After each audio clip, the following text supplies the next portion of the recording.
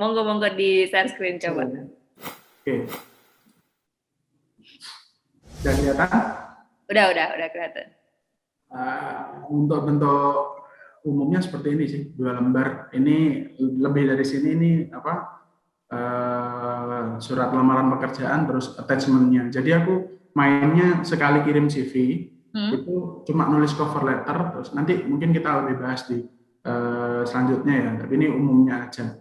Jadi CV-ku sama attachment-ku tuh semuanya jadi satu dalam bentuk PDF kayak gitu. Jadi biar HRD itu lebih gampang lah bacanya.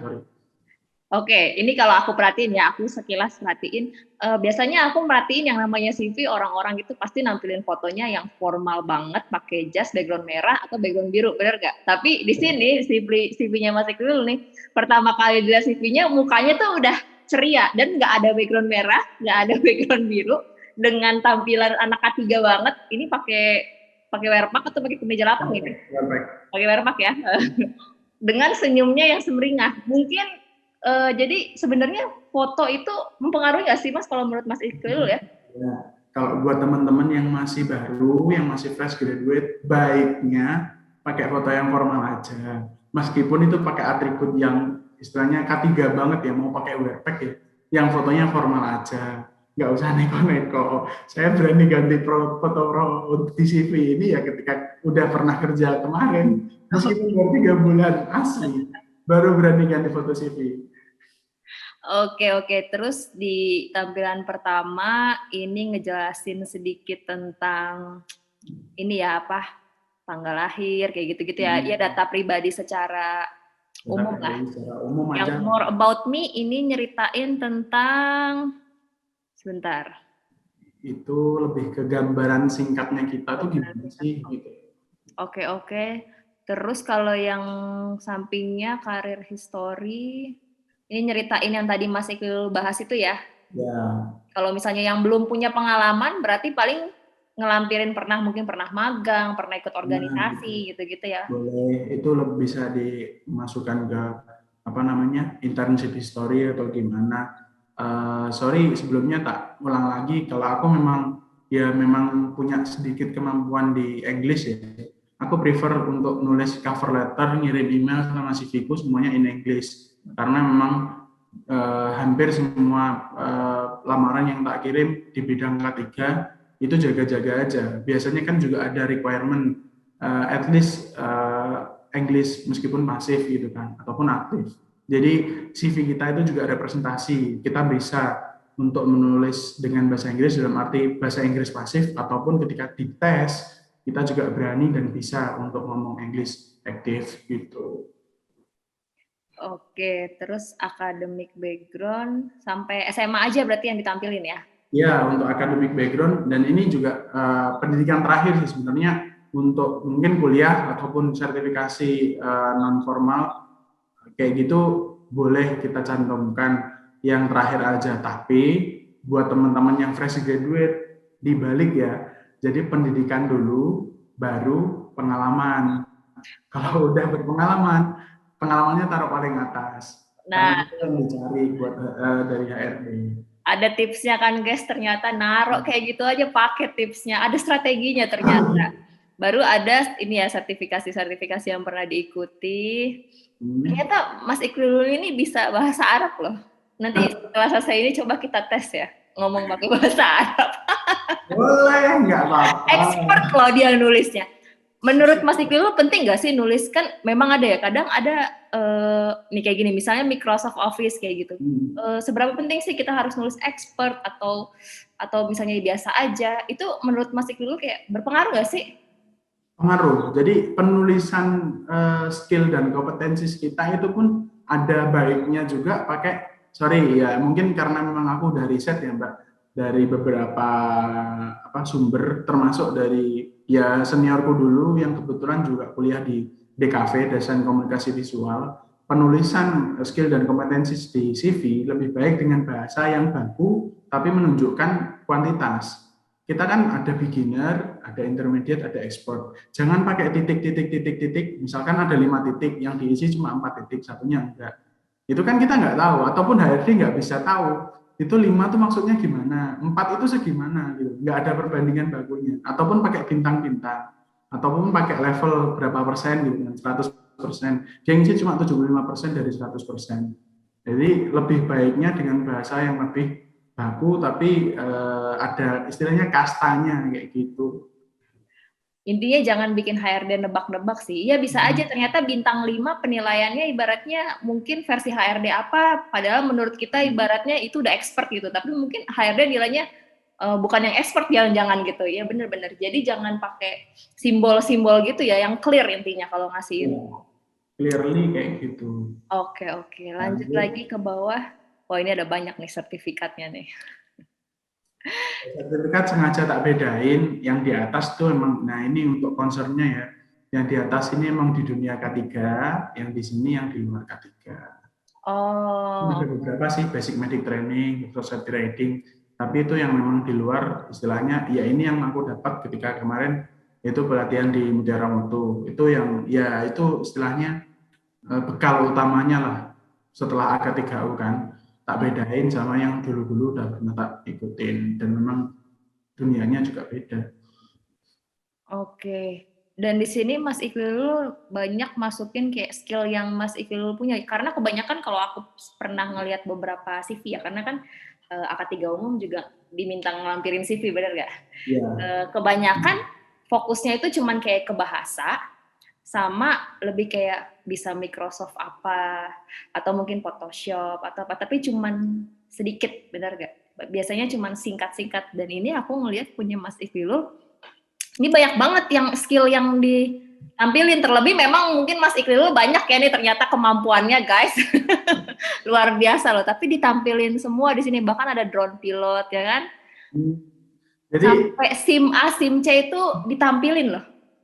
ya mungkin Sedetail itu. itu, jadi di CV ku itu memang udah include semuanya. Kadang ada yang beberapa sih di ada requirement di loker di tambang, HSE yang harus punya SIM A seperti itu kan. Jadi bahkan di attachment pun kok ada, meskipun di sini tak udah tak cantumin di CV, di attachment tetap tak kasih lampiran SIM-nya. Jadi di CCTV itu intinya bagaimana kita bisa menjual diri kita, dalam tanda kutip menjual ya, dalam tanda kutip menjual diri kita dengan kelebihan-kelebihan kita kayak gitu. Ya meskipun sedikit ya nggak apa-apa, tapi kalau memang ahli di bidang itu ya it's okay gitu kan. Tapi kalau di sini memang sengaja ini yang tak bisa, ini yang aku bisa istilahnya aku jual ke perusahaan buat yang aku gitu. Selain di K3 aku punya kelebihan ini loh gitu. Yang membedakan saya dengan lulusan K3 dan ataupun teman-teman lain yang sudah AK3U, ini yang membedakan kayak gitu. Oke. Yang sosial media ini maksudnya gimana nih Mas Iqbal? Kebetulan kemarin ketika setelah lulus itu aku nggak kerja langsung di dunia K3 kan. Ya jujur aja Mbak, sekalian sharing ya. Ketika daftar di MMS pun itu aku dari gajiku selama 2 bulan kerja di salah satu project sosial media. Ketika itu aku jadi customer service officer bagian atau di channel sosial medianya Bukalapak. Jadi aku ngelola sosmednya dalam arti apa namanya customer service di sosial media ini kayak gitu. Oh, jadi dari pengalaman di sana dimasukinlah ke skill. Iya, Ini betul. unik sih, maksudnya menarik ya, karena mungkin nggak semua orang kepikiran sampai situ, karena mungkin kalau yang ya itu balik lagi karena selama ini yang aku lihat paling yang ditampilin ya Microsoft, bahasa, Photoshop, Corel Draw gitu-gitu aja gitu. Ternyata ada banyak hal sebenarnya skill yang bisa kita tampilin di CV. Oke, oke, menarik, menarik, menarik. Interest and hobi ini umum sih sebenarnya, tapi nggak semua orang masukin ini, bener nggak? Benar. Mungkin ini juga tips sih buat teman-teman yang nulis interest dan hobisnya, lebih baik ditulis dalam bahasa, dalam arti dibahasakan, dikalimatkan, nggak cuma pakai icon. Tapi karena memang aku biar eye catching aja, iconnya tak kasih, kalimatnya tak kasih, gitu, biar lebih jelas. Oke. Meskipun itu nggak terlalu penting-penting banget sih di CV. Gitu. Oke, yang terakhir tentang kontak ya. Ada beberapa yang bilang jangan masukin medsos di CV karena biasanya dicek sama HRD. Gimana nih Mas, pernyataan yang kayak gitu? sekali lagi itu kembali ke kita masing-masing. Di medsos kita, apa sih postingan kita gitu kan. Itu dia. Sedangkan, kenapa saya berani menaruh ataupun nyantumin medsosku di CV, ya silahkan dilihat nanti di medsosku, di Instagram aja lah, yang tertera kan Instagram. Silahkan dilihat Instagram saya, kan isinya karya juga. Oke. Yang terakhir infonya tentang Sudah itu aja. udah ya. Oh ini tentang kayak ini ya surat lamarannya ya.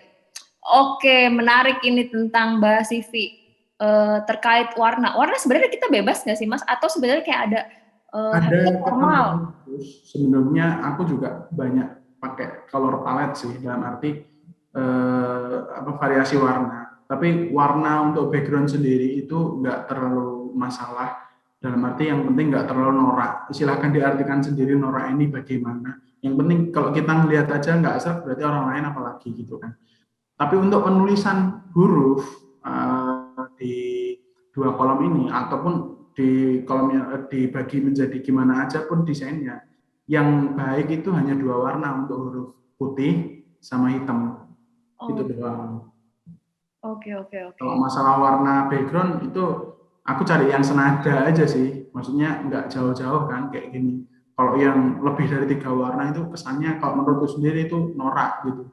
Jadi yang plain-plain aja lah, nggak terlalu neko-neko gitu.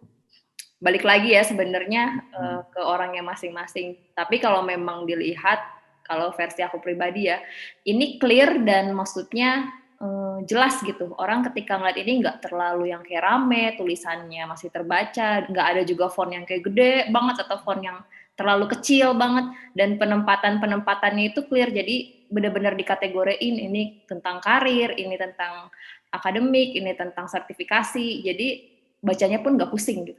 Bener nggak? Secara aku lihat sih, kalau aku saya jadi HRD, aku ngeliatnya ini oke gitu. CV ini oke.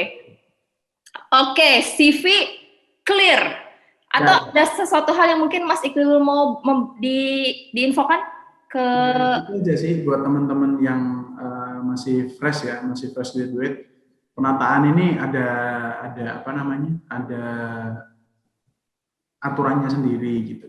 Kayak yang tadi salah satu tak infoin ya, untuk academic background itu bagi fresh graduate baiknya ditaruh paling atas. Setelah itu baru pengalaman, sertifikasi. Begitu juga kalau sudah berpengalaman dibalik. Karena yang lebih disorot adalah karir kita kayak gitu, dan sekali lagi skill sama kompetensi kita. Dan untuk teman-teman fresh graduate lebih baik setelah ataupun di sekitaran biodata kita, silakan ketik deskripsi singkat mengenai Anda, more about me, ataupun kalau di bahasa Indonesia kan tentang saya gitu ya. Saya itu siapa, atau mungkin biodatanya lebih bisa ditulis jadi satu paragraf, misalkan saya Iqbal Faiz, saya sering dipanggil dengan Faiz, saya dilahirkan di sini, tanggal segini, saya adalah lulusan dari sini, jurusan ini, kayak gitu. Ketertarikan saya di bidang ini, saya mampu untuk bekerja seperti ini. Nah, itu dibahasakan secara singkat, namun jelas. Jadi mungkin cukup satu paragraf aja, dan jadi gambaran singkat tentang kita. Itu buat teman-teman fresh graduate loh ya. Ini masih tak cantumin karena memang ya saya masih merasa kurang berpengalaman, meskipun cuma 3 bulan ya masih kurang, berarti ya masih tak cantumin. Mungkin itu nanti kalau sudah professional hire itu bisa diganti dengan unsur yang lain, seperti itu Mbak. Oke, banyak banget tipsnya. Diulang lagi videonya kalau kelewat tadi. Oke, CV clear, kita masuk ke gimana sih cara ngelamarnya. CV kita udah bagus nih. Terus gimana caranya, ibaratnya dari kita ngirim email kita nih yang dipilih. Kan nggak mungkin kan HRD itu ibaratnya bisa aja ya mungkin dibukain satu-satu, tapi apakah ada sesuatu hal yang bikin HRD itu kayak baru dapat notif baru ngeliat ibaratnya email kita masuk gitu, udah kayak mau buka, mau lihat, mau bener-bener sampai nge-scroll apa sih, siapa sih ini gitu. Itu ada nggak sih strateginya ternyata gitu? Ada, kalau kayak gitu sih ada juga. Sebentar ini tak tutup dulu. Nah, ini tak bukain yang yang diterima aja ya. Sekalian nanti. Jadi kalau ngirim CV lewat email khususnya itu yang pasti pertama kali harus perhatikan alamatnya itu jangan sampai salah. Ketuker huruf aja nggak nyampe, itu bener. Dan itu biasanya ada notif balik yang mental ke kita kayak gitu. Kita udah ngarepin pekerjaan itu, ternyata setelah 3 hari emailnya mental. Nah, kita kan ternyata salahnya di kita sendiri kayak gitu ya. Yang kedua, subjek emailnya itu harus diisi, harus dan wajib diisi. Itu biasanya setiap loker ada kriteria atau request khusus untuk subjek email, misalkan nama kita dan posisi yang dilamar, nama kita, domisili, dan posisi yang dilamar, atau dibalik, posisi yang dilamar dan nama kita, atau posisi yang dilamar dan domisili kita. Itu memudahkan HRD untuk mensortir dari segi misalkan domisili dulu. Khusus untuk domisili Jawa Tengah misalkan, yang Jawa Timur ada yang lamar nih, ya kan misalkan. Dia cantumin karena subjeknya memang harus diisi, dia tulis nama si Fulan misalkan dari Surabaya. Dari situ udah membantu HRD untuk nyortir, nggak perlu dibuka emailnya seperti itu karena jelas dia domisili dari Surabaya. Diisi, subjek email itu harus diisi. Terus selanjutnya cover letter atau surat lamaran pekerjaan, biasanya kalau aku sendiri sampai detik ini di badan email atau di body email itu tak isi langsung surat lamaran pekerjaan atau ringkasan surat lamaran. Surat lamarannya tetap tak jadiin satu di attachmentku, tetap tak masukin karena mungkin dari ARD atau dari pihak perusahaan butuh surat lamaran itu untuk dicetak dan disetujui seperti itu. Karena kan nggak mungkin kita nyuruh ARD untuk copy paste dari email kita kan, kita tetap provide di attachment kita seperti itu. Cover letternya dibuat dengan bahasa yang santun dan baku. Kalau pakai bahasa Indonesia silahkan, prefer bahasa Inggris mungkin karena memang lebih enak dibacanya dan istilahnya nggak bertele-tele lah dari beberapa bahasa Indonesia, karena bahasa Indonesia yang baku itu memang ya agak ini sih ya, namanya baku kan, mungkin agak panjang juga. Aku ada sedikit contoh tapi nanti yang bahasa Inggris saja untuk cover letternya, dan aku biasanya email tuh kayak gimana sih. Selanjutnya kalau kita udah nulis cover letternya atau surat lamaran pekerjaannya kita di body email, selanjutnya adalah dokumen-dokumen pendukung atau attachment filesnya. Nah, di sini banyak teman-teman yang kadang cuma ngirim yang di locker itu kan ada kriterianya, AK3O misalkan, domisili ini, foto 4x6 dan lain sebagainya, kayak gitu. Mereka cuma langsung di-breakin langsung di body email. Nah, kayak gitu juga nyusahin ARD buat nyortir. Bagaimana baiknya dijadikan satu file PDF kayak punya saya tadi. Contohnya ya, teman-teman mungkin ada opsi lain, silakan. Kalau saya tak jadiin satu, isinya CV, surat lamaran pekerjaan, sertifikat-sertifikat pendukung, ijazah dan lain sebagainya, fotokopi KTP dan lain sebagainya, itu kita jadikan satu, jadi satu file PDF. Dan sekali lagi, ada mungkin beberapa loker itu batasan file yang dikirim, 3 MB, 3 MB, 5 MB kayak gitu. Kita harus perhatiin. CV kita misalkan 5 MB, tapi yang dibutuhin hanya 3 MB. Ya mau nggak mau kita kompres. Kalau kita tetap ngirim 5 MB, tetap bisa kekirim. Tapi karena kegedean, itu yang juga jadi salah satu faktornya. Mungkin HRD udah dibilangin 3 MB, masih ngirim 5 MB, akhirnya nggak dibuka, gitu kan. Nah, mungkin bisa juga di zip atau di rar, di kompres gitu kan, jadi satu. Semuanya banyak, dikompres jadi satu, terus dimasukin ke email. Bisa kayak gitu. Tapi sekali lagi ketika zip itu dibuka, wah biar semuanya pecah ke satu-satu. Ya. Lebih baik kalau saya pribadi dijadiin PDF jadi satu file yang langsung bisa dibaca semuanya kayak gitu, Mbak. Oke, sebenarnya itu balik ke teliti sih, bener nggak ya Mas? Yeah. Harus teliti ketika ngirim, jadi nggak bisa main asal udahlah kirim aja atau